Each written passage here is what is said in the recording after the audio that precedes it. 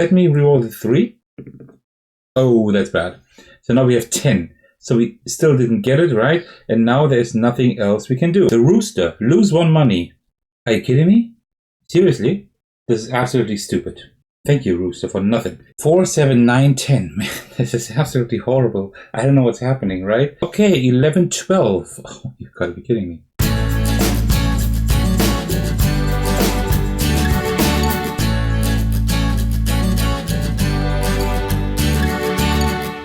Hey everyone, this is Attackers, and today I will be playing through Quests Over Coffee, designed and illustrated by Alexander Shen.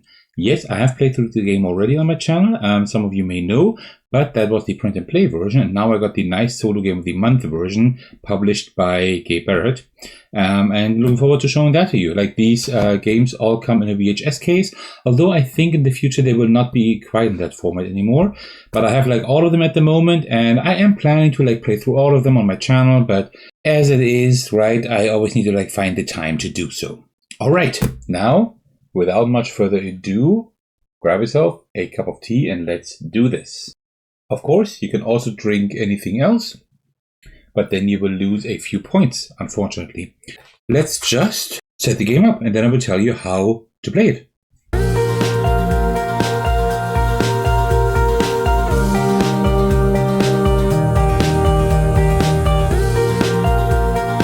Alright, with that we should have the setup almost ready.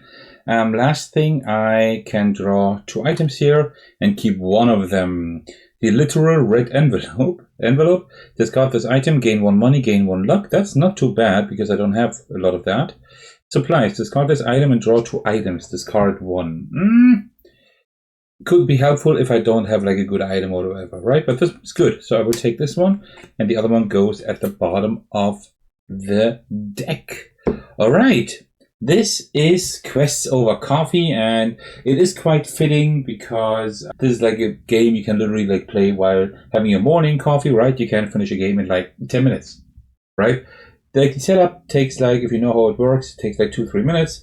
The game itself 10 to 15, right? And then you put it back in the box. So within 20 minutes you can have a game down, including setup and teardown, which is pretty cool. What do we do in this quest? Well, we have like 10 quests. We have the first questing round here with 5 quests. Then we will have a shop round and then another questing round with another 5 quests. And we're trying to defeat these quests to like be able to finish these quests, right? With that, we choose 1 quest and we roll the dice. We will start in just a moment. There are a few more things. Like the base game is just these quests, items, your character card, and that's it. But I'm also playing with companions and environments, right?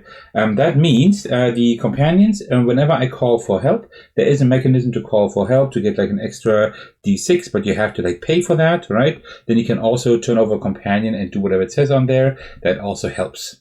And then we also have environments. This like counts until the shop phase, and then I can either draw a new one or keep that one. And this one is Diner Open on a Holiday. Whenever you roll a 5 or 6, you may gain 1 money. Ooh, not bad. Does that mean for each 5 or 6? I think so. That is not too bad. Oh, that is a money generator. That's actually pretty good. I think I want to keep that.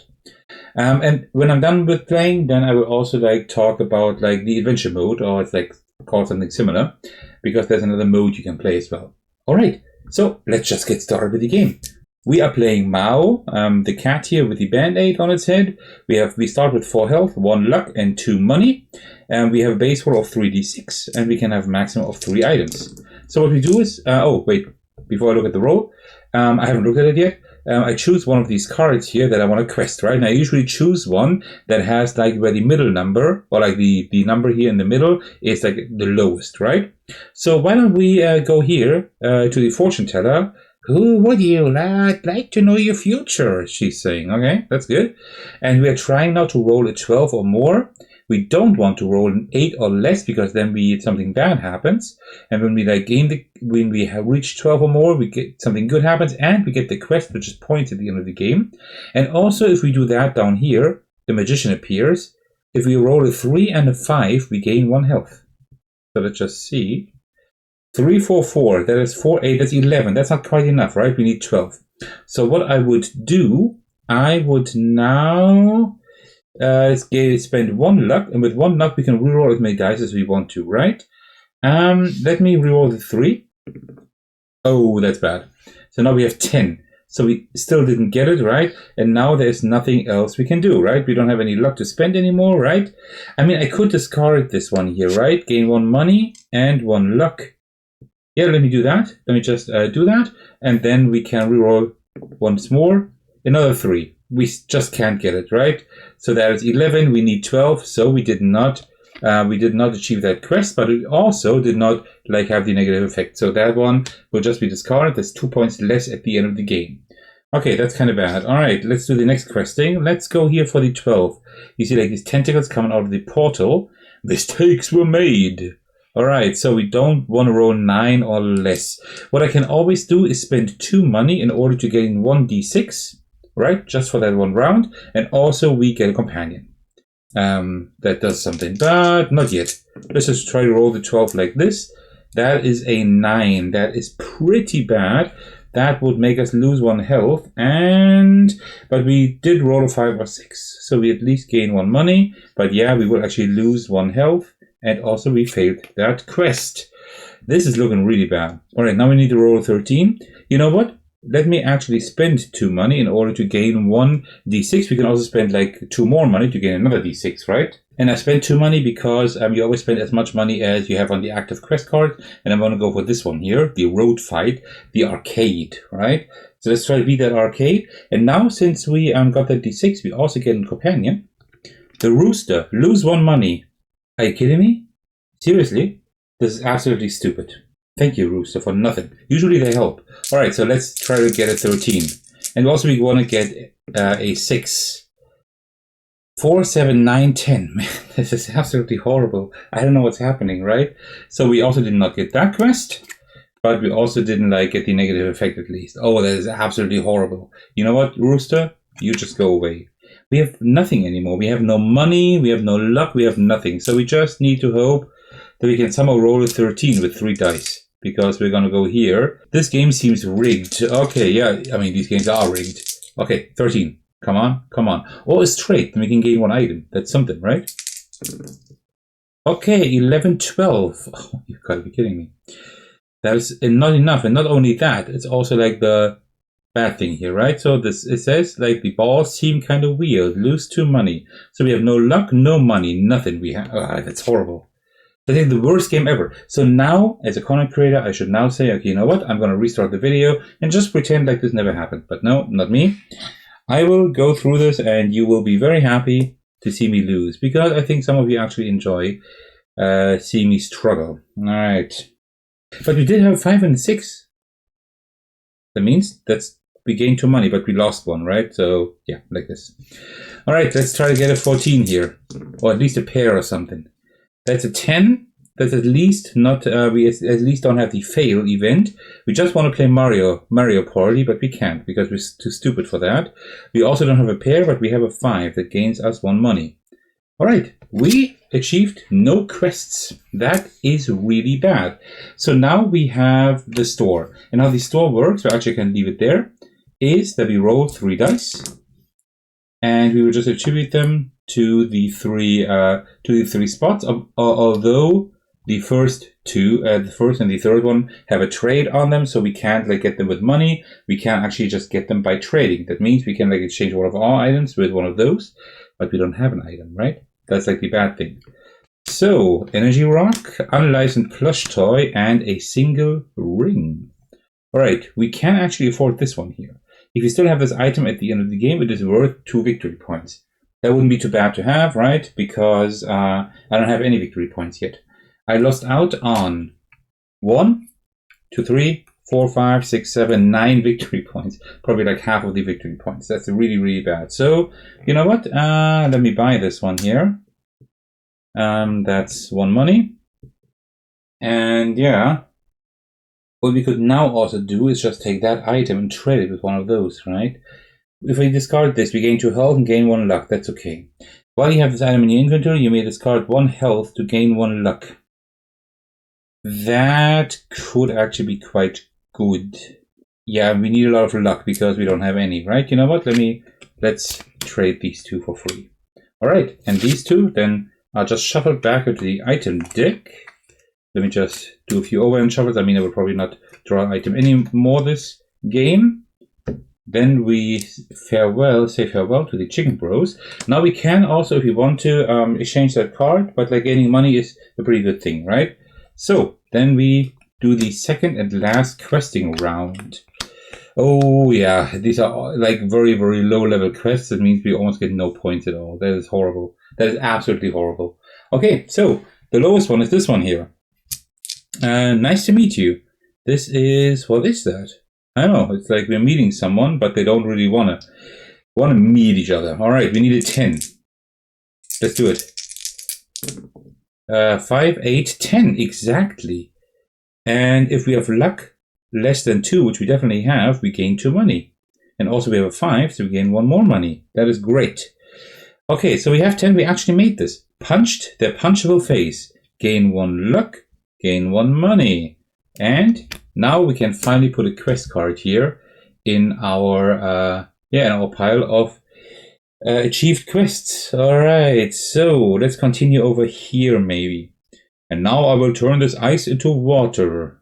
Just give me a few minutes. Yeah, well, I actually believe Magic Michael that he will be able to do it. Magic Michael, yeah, okay, I get the reference there. Okay, so let's just roll our 3 dice. We do have a little bit of luck. 4, 7, 9. We need 11. But we have a straight. But still, let me see. No, let me spend 1 luck in order to reroll the 2 and hopefully get a 4 at least. Yeah, whatever. So 2, 3, 4. That is 8. So we did not achieve that quest, but we have a straight. So we gain 1 luck back at least. Well, that's better than nothing, I suppose. Let's go right to this one here. A real working volcano. Oh, that's like a science fair at school or something, I think. Alright, let's get an 11. Let's go. Come on. Actually, we have a lot of health. You know what? Let me just reduce 1 health to gain 1 luck. Just let's see if that makes sense. 4, 8, 11. We made it. Second place is pretty good. Gain 2 luck. Alright, now we're almost maxed out on luck. If we have a 3 and a 4, we lose 1 money. Too much vinegar. So messy, because all the vinegar is like spraying around. But we got another quest. Like 2 really low level quests. It's a horrible game today. Alright, then let's go for this one here. Whoa, there's a switch under this bust. Okay, let's see what the switch reveals. 6, 8, 9. That's not enough at all. Let's spend 1 luck to reroll these 2. Oh, actually we need to... Yeah, that's fine. And that's 13. That's enough. A secret room is revealed. Gain 2 luck. We can only gain 1. If we have a pair, which we don't have, we could gain 1 item. But that's fine. We also achieved that quest. And now we go here. This one is actually a little bit harder. So let's spend 1 money for another die. And you know what? Let's spend another money for another die. Just like this. Alright. And since we did that, we can also turn over a companion. Richard. Gain 1 health. Add 1 to your next die roll. Okay. So with 5 dice and plus 1, we should get 14, right? 6, 10, 13, 14, 16, 17. Just barely. If we have a pair, which we do, we gain 1 money. Got lucky. Gain 1 money. Yeah, nice. We are at the casino and we actually won. So, and that ends the game because we have now done both questing rounds. And what we now do is the following. These are the quests that we got, right? And here are all the quests that we did not achieve. So we now count all the stars. That's 1, 2, 4, 6, 8, 10, 12, 13, 14, 15. 15 is the maximum number of points we could have gotten, which is a really low number, by the way. And we got 5. So what we then do is we go into the rulebook here. And then it says over here, we look like equal to more than the star grade, within 5 victory points of the star grade, within 6 to 10 victory points of the star grade, or more than 10 victory points away, right? And we are exactly 10, within like still 10, right? Because 15 we could have gotten and we have 5. So we are within 6 to 10 VPs of the star grade. Needs some work, but decent. Still worth hanging on your refrigerator. So we actually made it to get like the second worst grade, right? Which is like pretty good for the fact that we didn't like get any of the quests almost, right? So yeah, and this is how you play Quest Over Coffee by Alexander Shen, like now in the really nice solo game of the month edition here. All right, so one more thing I want to show you, and that is the adventure mode. And there's also an adventure mode here, and what that does is that gives you like a sense of progression, because when you abandon quests, just like I did here, right? When you abandon quests and stuff, you actually have like consequences, because I think the shop items are they more expensive? I'm not quite sure.